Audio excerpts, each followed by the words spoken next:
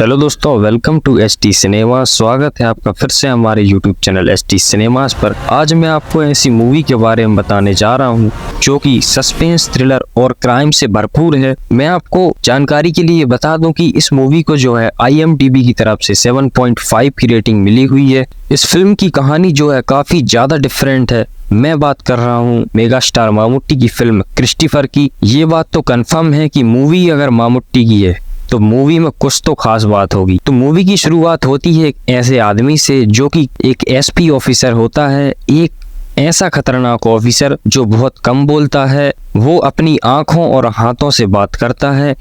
एक ऐसा ऑफिसर जिसके पास कोई क्रूरता या रेप का केस आता है तो वो क्रिमिनल्स से ना कोई बातचीत करता है, ना कोई सुनवाई, ना उन्हें कोर्ट ले जाता है, डायरेक्ट वो उन्हें जो है मौत के घाट उतार देता है। ऐसे ही खतरनाक केस जो है इस फिल्म में हमें देखने को मिलते हैं। तो फिल्म की शुरुआत होती है एक ऐसे केस के साथ जहां पर दो बहनें अपनी स्कूटी से जो है हंसी खुशी जा रही होती हैं और रास्ते में ही जो है उन्हें कुछ दरिंदे घेर लेते हैं और उनमें से जो है एक लड़की का वो है बुरी तरह से रेप कर देते हैं और रेप करने के बाद उसे जान से मार देते हैं। और जब उनकी लाश जो है अगली सुबह मिलती है तब उन मुजरिमों को जो है कस्टडी में ले लिया जाता है और उसी केस को जो है सॉल्व कर रहे होते हैं हमारे मामुक्का यानी कि क्रिस्टोफर का कैरेक्टर। जब क्रिस्टोफर के कुछ ऑफिसर जो है उन क्रिमिनल्स से इस बारे में पूछताछ करते हैं कि तुमने ऐसा जुर्म क्यों किया, तो जब वहाँ पर जो है वो अपनी अकड़ दिखाते हैं, मतलब उनसे ना कोई ढंग से बात करते हैं और बोलते हैं कि जो हमने किया वो अच्छे किया है, मतलब पैसों की और राजनेताओं की गर्मी दिखाते हैं वहाँ पर। और उनके जस्ट सामने ही कुछ दूरी पर मामूट्टी बैठे होते हैं यानी कि क्रिस्टोफर बैठा होता है। वो उनकी ये अकड़बाजी अच्छे से देख रहा होता है और एक शब्द भी वहाँ नहीं बोलता है,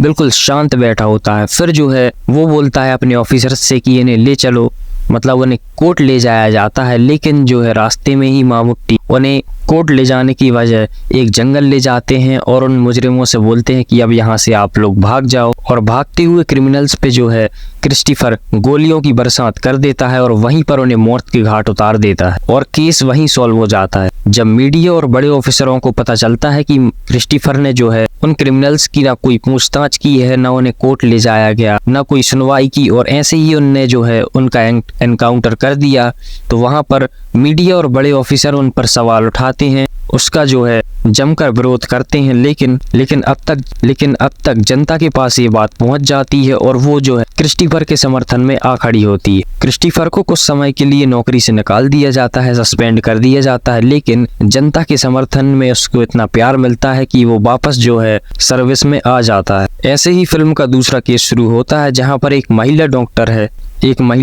है जो एक गंभीर बेटी के पिता को लाती है क्रिस्टोफर के पास, जहां पर उस मासूम बेटी के पिता बताते हैं कि मेरी बेटी को जो है मेरे ही सामने और उसकी माँ के सामने जो है पेट्रोल डालकर हमारी आंखों के सामने ही उसे जिंदा जला दिया गया था।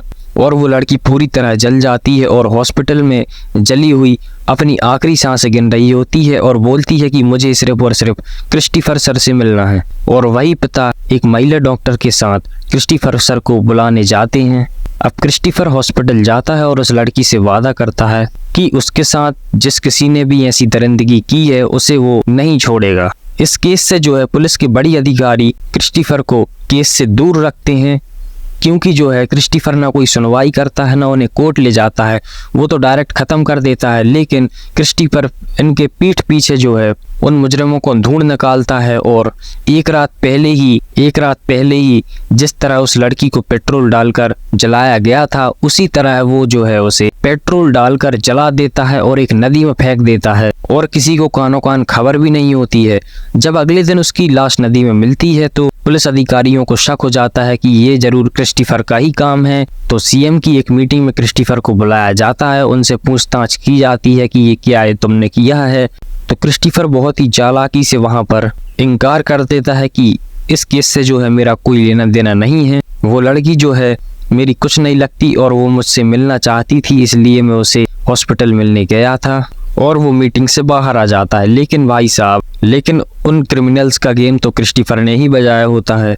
अब यहाँ तक जो है दूसरे केस तक मूवी अच्छी खासी चल रही होती है, लेकिन फिल्म में जैसे ही तीसरी केस में एंट्री होती है फिल्म की, फिर से जो है एक लड़की की डेड बॉडी मिलती है और इस बार जो डेड बॉडी मिलती है उसके साथ जो है काफ़ी ज़्यादा गलत तरीके से गंदा व्यवहार किया गया था और उसे बहुत ही बेरहमी से मारा गया था।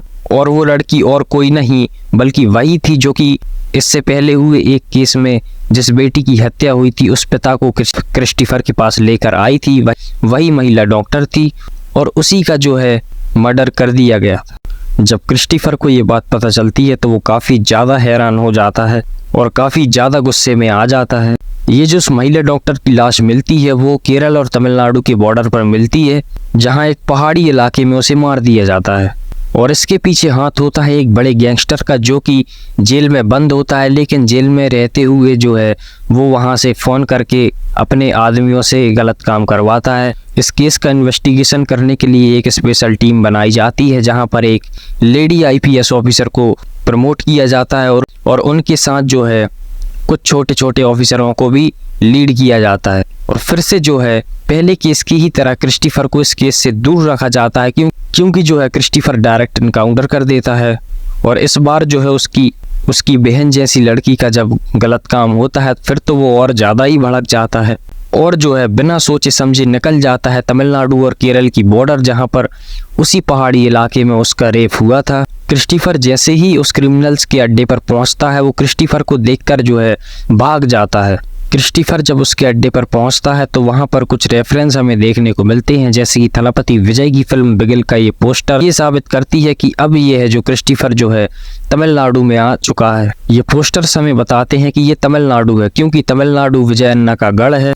इस तीसरे केस के बाद जो है फिल्म की कहानी पूरी तरह से बदल जाती है क्योंकि कुछ पुलिस ऑफिसर्स जो हैं गद्दार होते हैं और उसी क्रिमिनल्स से मिले होते हैं जिसने उस लड़की का मर्डर करवाया है।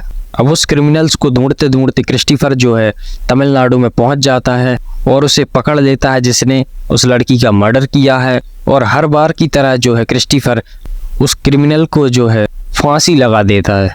लेकिन अभी फिल्म ख़त्म नहीं हुई, अभी भी जो है जिसने ये मर्डर करवाया है वो तो अभी जिंदा होता है और वो जेल में है।